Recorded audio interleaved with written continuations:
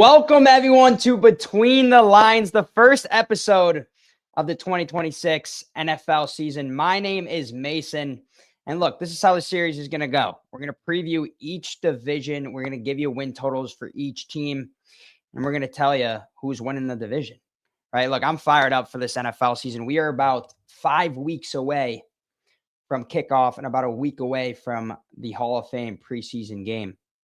So I'm fired up, right around the corner. I'm going to be bringing on my buddy Ralph from MyBookie as well to give us some insight. So without further ado, let's get into it. Ralph, how's it going, my friend? How we doing?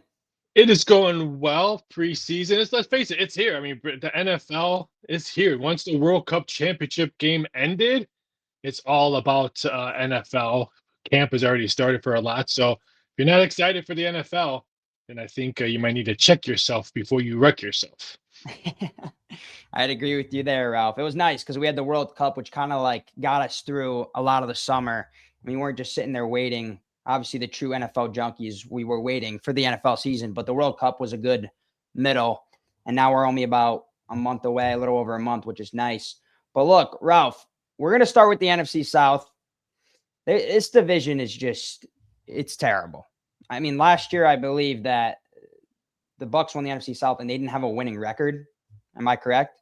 That is, not one team had 9 wins last year. When you have a division champion go 8-9, something's wrong in your division. 100%. Just a definition of mid, this division. But look, we're gonna go through each team and we're gonna tell you if we think they're going over or under their win total. Ralph, I want to start with the team that we were just talking about off air. The Atlanta Falcons sitting at 7.5 on their win total here. I'm a Falcons fan. Put that on record here.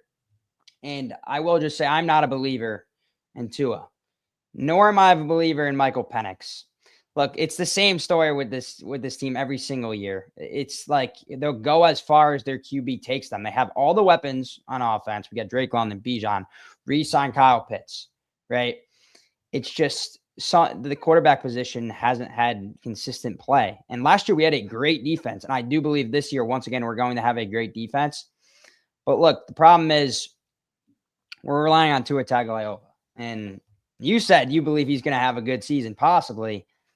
I'm going to disagree with that. I think the Falcons are going under their 7.5 win total here. They do have some tough games as well.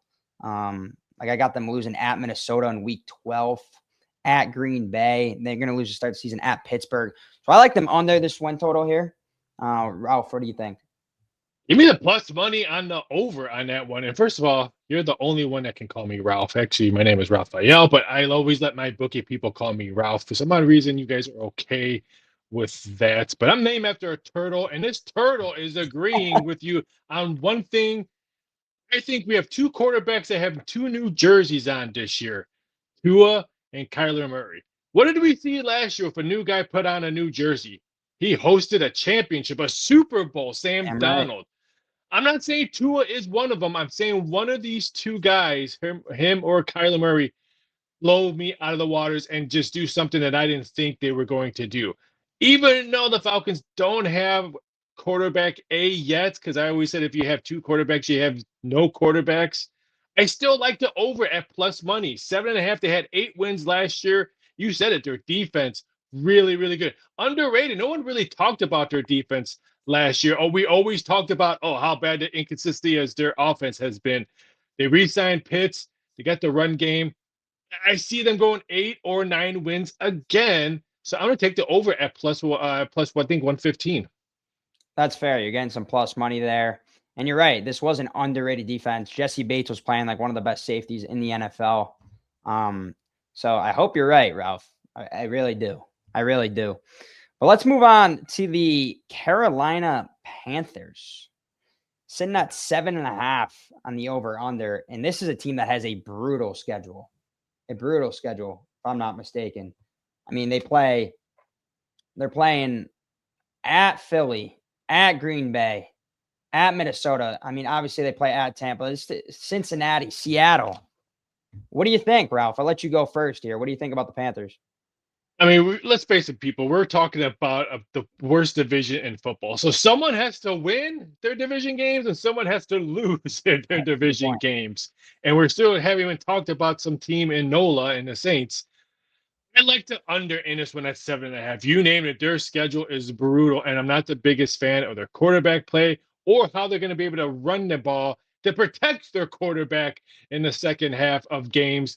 7.5, yes, they won the division, but they had 8 wins last year to win a division. I hate to be a chalk eater on this one, but I'm going to lay the -136 on the under. I just don't see 8 wins in Carolina. Yeah, I agree with you. I'm laying the chalk on the under as well. I mean, this team goes as far as Bryce Young takes them. They didn't really do much in terms of adding weapons to their offense in the offseason. I'm not a big fan of their run game or their O line, and I'm really not a fan of Bryce Young in general. So I'm going to agree with you here. Taking the under 7.5 as well. And like I said, brutal schedule for this team, and they will not be winning the division this year. That's for sure. Let's move on to the team that has the highest win total in this division, sitting at 8.5, Tampa Bay Buccaneers. Sorry, I had to laugh when you said the highest win total and you post up 8.5. 8.5. Unreal. Unreal. Look, a lot of controversy right now in the news with Baker Mayfield. He feels undervalued. He didn't get the contract offer that he wanted. But he did tell the team it will not be a distraction, which is good. Seems like he has a chip on his shoulder per usual, Baker. I have the Bucs going under on their win total, finishing at 8 wins here. Look, I mean, here's the deal with this team. The Vita Vea, you know what I mean? He wants to get out of there because he realizes he wants to win. The problem is, I just don't believe Todd Bowles is a good coach that's going to take you to the finish line. There was a lot of speculation that he might have got fired. They ended up sticking with them. Look, I do really like this defense this year. There was a defense that was injury ridden. You draft 2 defensive studs in Reuben Bain and Benjamin Morrison. Shout out the Irish, big Notre Dame fan. Kid's a stud. So I do like this defense this year, but I mean, you lose Mike Evans. I think this offense could struggle at times as they did last season. So I like the under, but like I said, I think 8 wins is where they're going to finish at. This one's a tough one for me because I could see them getting 9 wins. Do they win a division again? 9 wins? I don't think they win this division. Baker Mayfield, you get the best out of Baker when he does have a chip on his shoulder. That's one thing that scares me. And I hate when everyone's been saying, "Oh, but they lost Evans." Last time I checked, Evans never played a full season. He was always hurt. His hamstrings were like top ramen. They break all the time. So I don't understand how people keep on telling me, "Oh, the Evans loss." Maybe his voice in the locker room, yes, big loss. But his play out there, I don't see it. I'm going to take the under as well. I think they go 8 wins. I think they go 8-9. I would be a little bit blown away. This is one of the ones over here at my bookie. We do adjusted total season wins throughout the season. Maybe wait to see what they do in week 2 and see what the adjusted total season wins is and see what you can go with the Bucs. But this is one of the ones I'm probably starting off with the under. Yeah, no, for sure, Ralph. Yeah, I'm glad we're on the same page here with the Bucs. Definitely, they're either going to finish with like 8 or 9. I don't really see them finishing above 10 wins here. I think this number is right on. But let's talk about the last team in this division that we haven't gone over, who I think is a team that's going under the radar with a year 2 quarterback, and Tyler Shuck, that I think could have a little breakout year here, put himself on the map. I don't know what you're thinking. First of all, tell me what you think about Tyler Shuck and his potential this year, and then tell me what you think about this win total. How does Tyler Shuck not have a deal with any of these oyster places? Because what do you do when you're doing oysters? You're shucking them. How does he not have an oyster contract? But that's another story for another day. But you said it, year 2. And what do we talk about in every sport in year 2? The sophomore slump. We saw it with CJ Stroud. He had a horrible sophomore slump. We saw it in the WMA with Caitlin Clark. She couldn't stay healthy and had a horrible sophomore slump. She turned the ball over everywhere.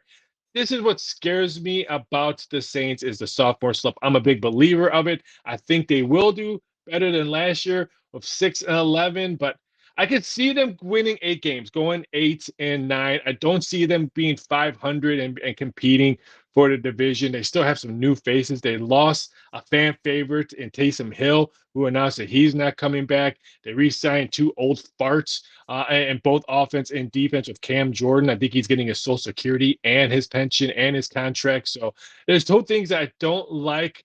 But the sophomore slump scares me. I like them over, but just by a half. I think they go 8-9. Gotcha.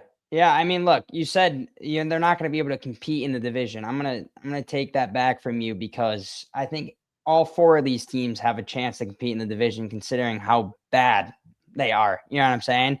And I'm actually going with the over here. I think this team finishes with 8 wins.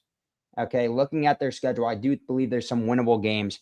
And yes, the sophomore slump in Tyler Shuck is quite possible. And I am a believer in it, but I don't really think he had that breakout year in his rookie campaign. That's normally for like when CJ Stroud, he played amazing in his first year in the league.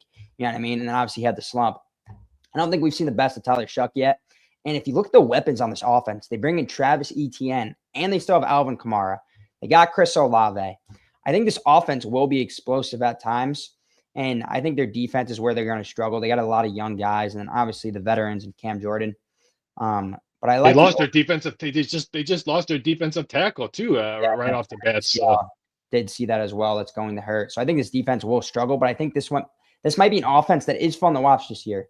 So I am excited about that. I'm going to take their over. Why not? 7.5. But look, let's talk about. We've obviously gone through each team now. No team's probably going to finish with double-digit wins. This is going to be a race till the last couple weeks, per usual, NFC South. Who do you think is going to win this division, Ralph? Let's see. I live here in the New Orleans area. They hate the Dirty Birds. They still make fun of their Super Bowl loss with the New England Patriots with the lead that they blew. And brutal. I have no great joy to say, hey, you know what? Grab me to plus 420 because the Falcons are winning the division. Falcons to win the division. Ralph, you're all over it. You really think you're a believer in Tua? You're a believer in Tua. You know what? I'm a believer in one of those two quarterbacks. Like I said, I was really impressed with sometimes a chip on your shoulder or a new jersey can show up your game and people around you play better and play harder. So I'm a big believer Kyler Murray or Tua have really good seasons. And so if I'm going to pick a horrible division, give me the long shot at plus 420. 100%. In terms of the best bet, I like that. I like what you're thinking here.